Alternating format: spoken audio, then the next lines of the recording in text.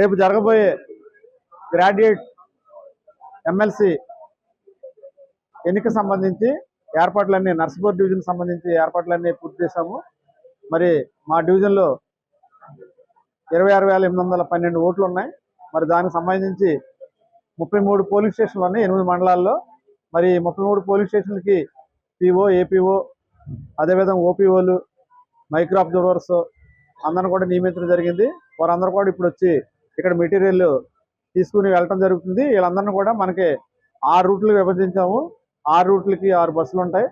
అదేవిధంగా 6 రూట్లకి 3 సెక్టర్లుగా కూడా విభజించి ఎప్పటికప్పుడు వీళ్ళకి సంబంధించిన ఏర్పాట్లన్నీ సక్రమంగా చేశారా లేదా, ఈ సిబ్బంది వెళ్ళి మధ్యాహ్నం పోలింగ్ స్టేషన్లు ఏర్పాటు చేసుకోవాలి. అక్కడ పోలింగ్ స్టేషన్లు అంటే పోలింగ్కి సంబంధించినటువంటి ఆ కంపార్ట్మెంట్ నిర్మాణం, అదేవిధంగా కావాల్సిన కవర్స్ అవన్నీ కూడా తయారు చేసుకుని ఈ రాత్రి అక్కడే వాళ్ళు పడుకుని రేపు మార్నింగ్ 8 o'clockకి మళ్ళీ పోలింగ్ స్టార్ట్ అయ్యే టైంకి అన్ని ఏర్పాట్లు చేసుకుంటారు.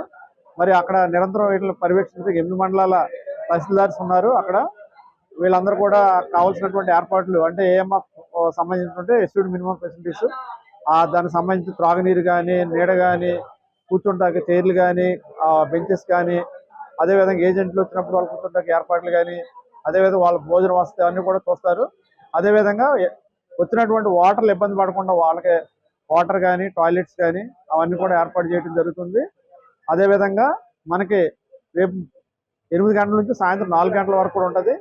ఈ బాక్సులన్నింటిని కూడా పోలింగ్ అయినటువంటి బాక్సుల్ని, ఆ మెటీరియల్ని మళ్ళీ భీమవరం కలెక్టర్ ఆఫీస్లో అందజేయడం జరుగుతుంది.